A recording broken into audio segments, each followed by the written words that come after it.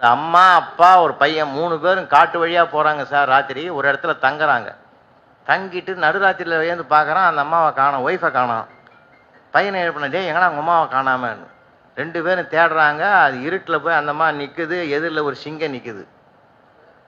பையன் பயந்தான், அப்பா சிங்கம்பானா. கம்முனுரா, சிங்கத்து காட்டுக ராஜா, அது எப்படியாவது தன்னை காப்பாற்றிக்கும். சுகர் பேஷண்ட் 2 பேரும் ஒன்னா பாத்தீங்களா நீங்க? நீங்க ரெண்டு சுகர் பேஷண்ட் மட்டும் தனியா பாருங்க. வேற உலகத்தை பத்தி எந்த நாட்டுல எவன் அழிஞ்சாலும் அதை பத்தி பேச மாட்டான். நீ 3 இட்லி சாப்பிட்றிய, எவ்வளவு ஏறுது? அவன் 180ன்னுவான். என்னது, எனக்கு 220 வருது. அவன் உள்ளூர், பாப்பா உனக்கு 220 வருதா? என்னை விட பெரிய பணக்காரன் தான். இப்படியே இவனுங்க டைலாக் பூரா அப்படியே தான் இருக்கும். யாராவது கேட்க வந்தான் அவனுக்கு சுகர் ஏறிடும். உண்மை சார் இது. நீங்க நான் வாக்கிங் போகும்போது கூட என் வாயில அது நல்ல வார்த்தை வருதா? சார் நல்லா நடங்க சார், 100 ஆண்டு நல்லா இருப்பீங்க சொல்லுவானா? அவருக்கு பிபியா இருக்கும், அதான் நடக்கிறாருன்னு. அவன் சொல்லுவான், இல்ல இல்ல அவருக்கு பிபி வர்றது வாய்ப்பு இல்லை, சுகர் தான் அதிகமா இருக்கும். நாளைக்கு அவன் இவனை பத்தி அவனை பத்தி நினைக்கல. போற 2 பேர் அவனை பத்தி விளம்பரம் பண்ணி இருப்பான். பல வர எல்சிங்கனே வராரு, அதனால சுகரா தான் இருக்கும்ன்றான். ஏண்டா எனக்கு எதுவுமே இல்லடா, ஏண்டா என்ன பத்தி பேசுறேன்னா? அவன் சொல்லுவான், எங்களுக்கே இருக்கும்போது உனக்கு இல்லாம எப்படா இருக்கணும். என்ன சொல்ற, இந்த உலகத்துல நாம என்ன சார் பண்ண முடியும்? இந்த மாதிரி மோசமான உலகம் இது இல்ல. வாழ்ந்தாலும் பேசும், தாழ்ந்தாலும் பேசும் வையகம் இதுதானடா. போற்றுவார் போற்றட்டும், புழுதிவாரி தூற்றுவார் தூற்றட்டும், போகட்டும் கண்டனைக்க. நாம் கவியரசு கண்ணதாசன் என்ன அருமையான கவிஞர், எனக்கு பிடிச்ச கவிஞர் அவர். அவர் மாதிரி ஒரு அனுபவத்தை மதிக்கிறவர் அவர். அவர்தான் கேட்டாங்க, அவர் தான் கேட்கிற ஒரு அழகான பாட்டு சொன்னார். பிறப்பெனப்படுவது யாதனை கேட்டேன், பிறந்து பார் என்று இறைவன் சொன்னான். இறப்பெனப்படுவது யாதனை கேட்டேன், இறந்து பார் என்று இறைவன் சொன்னான். மனையாள் சுகம் யாதனை கேட்டேன், மணந்து பார் என்று இறைவன் சொன்னான். நட்பெனப்படுவது யாதனை கேட்டேன், பழகிப்பார் என்று இறைவன் சொன்னான். அனைத்தும் நான் அறிந்து அனுபவித்துத்தான் அறிய வேண்டும் என்றால் ஆண்டவனே நீ எதற்கு என்றேன். ஆண்டவர் சற்று அருகே வந்து அந்த அனுபவம் என்பதே நான் தான் என்றான். இந்த கவிதையை நான் அப்படியே உள்வாங்கினவன். தண்ணீரில் அவன் மூழ்கினாலும் தமிழை கரையேற்றிய மகா கவிஞன் கவியரசு கண்ணதாசன். என்ன அருமையான கவிஞன். முத்தமிழறிஞர் டாக்டர் கலைஞர் சீட்டு ஒதுக்கிறாரு. பாண்டிச்சேரிக்கு ஒரே சீட்டு தான் எம்பி சீட்டு. கண்ணதாசன் பக்கத்துல நிக்கிறார். நான் நிக்கிட்டமான்னாரு. நிமிந்து பார்த்து சிரிக்கிறாரு கலைஞர். ஏன் சிரிக்கிறீங்க? நீ நிப்பியா? என்ன அந்த ஒரு ஸ்பான்டேனியஸ் அப்படியே வருது பார்த்தீங்களா? உங்களுக்கு நமக்கும் வரும் சார், எல்லாருக்கும் அந்த நகைச்சுவை வரும் சார், எல்லாருக்கும் வரும் சார். நம்ம மனசு சிரிக்கிறதுக்கு தயாரா இருக்கும். உண்மையிலேயே உங்களை நான் பாராட்டுறேன். மதுரைக்கு பக்கத்தில் ஒரு கூட்டத்தில் ஹியூமர் மாதிரி ஆரம்பிக்கணும்னு சொல்லி தான் கூப்பிட்டாங்க. ஒரு ஹியூமரை சொல்றேன். முதல்ல ஒரு அம்மா, அப்புறம்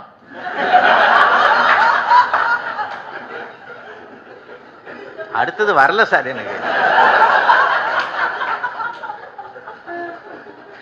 ஒரு கூட்டத்தில் 1/2 மணி நேரமா பேசுறான் சார், நான் ஸ்டாப் ஹியூமரு. ஒருத்தர் 2 பையன் பேசுறான், இன்னும் சிரிக்க சிரிக்க பேசுவாருன்னு, எப்ப பேசுவாருன்னு கேட்கறான். அவன் எதில் தான் கவனம் வைக்கிறான்? இன்னும் சில பேர் கூட்டத்தில் கேட்டுன்னு இருப்பாங்க. ஒருத்தர் சிரிக்கும் போது என்ன சொன்னாரு என்ன சொன்னாருன்னு அவன் என்னமோ சிரிக்கிறானுங்க. சிரிடாச்சே. ராப்பிச்சக்காரன்னு ஒருத்தர் வருவான் சார் நம்ம ஊர்ல. இப்ப எல்லாம் நிறுத்திட்டான் சார். ராப்பிச்சக்காரனே கிடையாது, அந்தந்த வீட்டு எஜமானே ராப்பிச்சக்காரன் ஆகிட்டான். எல்லாம் போய் பிரிச்சு பின்னாடி காலையில் நிற்கிறான். ஏசி போட்ட குப்பை தொட்டி அது இல்லை. நான் ரொம்ப யோசிப்பேன், சத்தியமா சொல்ல சார். நான் ஒரு நாள் கூட ஃப்ரெஷ்ஷாக வாங்கின காயை சாப்பிட்டதே கிடையாது. கேரட்டு பீன்ஸ் எல்லாம் வாங்கின்னு வருவான். அவன் சொல்லுவா ஏற்கனவே இருக்குது உள்ளேன்னு. அதை எடுத்து தான் சமைப்பேன், இதை எடுத்து உள்ள வச்சிருவா. இப்படியே தான் வாழ்க்கை ஓடுதே தவிர இல்லை. கொடுமை சார், கொடுமை சார். அன்னைக்கு என் வீட்டில் வந்து உட்காந்துங்கிறா, 2 இட்லி எனக்கு வச்சா, அவனுக்கு 2 இட்லி வச்சா, விட்டு வாயில வச்சு சொல்லலாம் சார் மல்லிகைப்பூ மாதிரி இருக்குது இட்லின்னா. எனக்கு நம்ம வீட்டு இட்லியை பாராட்டுறான்டான்னு சொல்லி நான் சாப்பிட்டா நிஜமாவும் மல்லிகைப்பூ வாசனை அடிக்குது. என்னாடின்னு கேட்குறேன். 10 முழம் பூவும் வெளியில ஓப்பனாக வச்சுக்கிறா, பக்கத்தில் மாவை திறந்து வச்சுக்கிறா.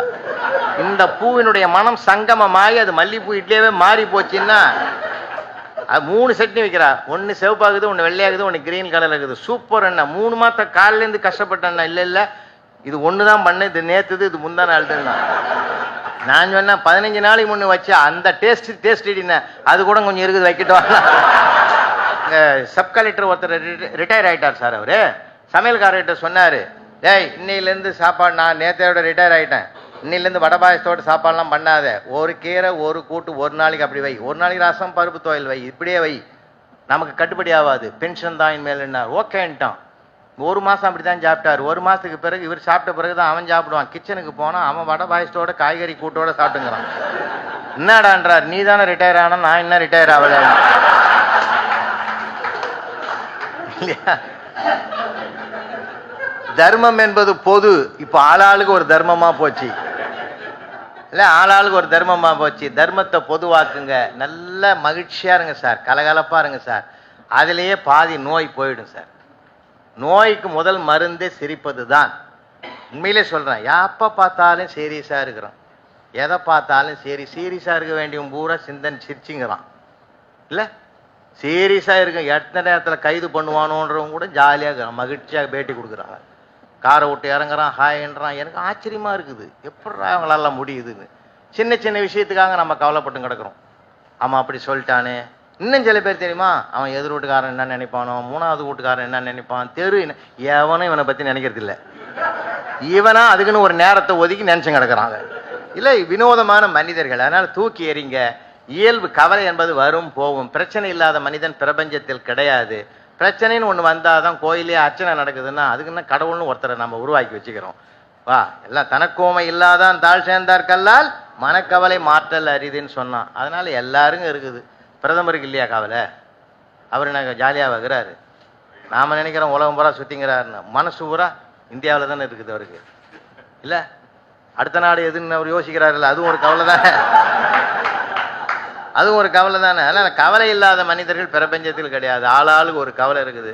சிரிப்பது தான் மிகப்பெரிய சொத்து சார். அதனால பணத்தை நம்ம சேர்த்து வச்சுட்டா மட்டும் போதுமா? விழுப்புரத்தில் ஒரு 15 சதுரத்தில் வீடை கட்டிட்டு போர்ச்சுகோங்க கட்டில் போட்டு அவன் படுத்துங்கிறான்.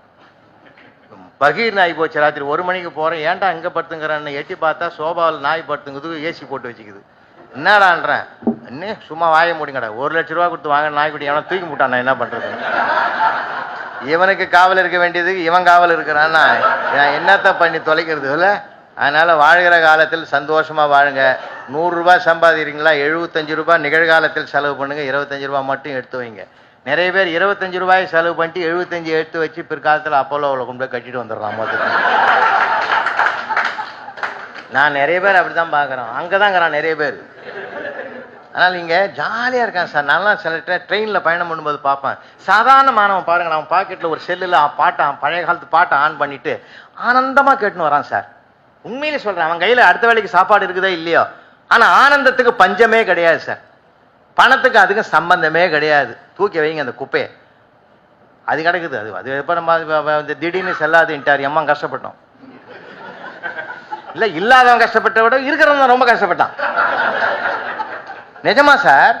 சார் நீங்க நடந்து எங்க வீட்டிலே நடந்து சார். முதல் நாள் கெஞ்சன சார் அவளை, ஒரு 1000 ரூபாய் குடுறி, ஒரே ஒரு 1000 ரூபாய் குடுறேன்னு. அவகிட்ட பணம் பயங்கரமா இருக்கும். இல்லை குடுறேன்னு, சல்லி காசு கிடையாதுன்னா அனௌன்ஸ் பண்ணாம பாரு. ராத்திரி மறுநாள் 3.5 லட்சம் ரூபாய் கொண்டா கொடுக்குறா சார் என்கிட்ட. சார் நடந்தது இது. இது எப்படியாவது மாத்து.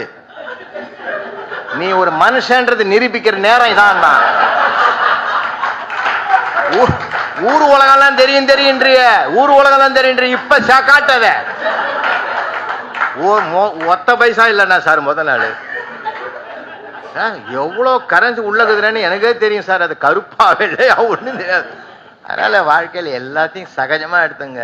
சக தோழர்களோடு பழகுங்க, சந்தோஷமா பாருங்க. கவலையை தோன்றணும் பிரச்சனையே பேசுறவங்கிட்ட போனே கூட பண்ணாதீங்க.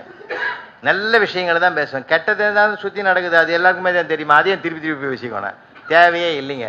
நல்லதையே பார்ப்போம், நல்லதையே பார்ப்போம், நல்லதே நடக்கும், நல்லதே எண்ணுவோம், நல்லதையே சொல்லுவோம்.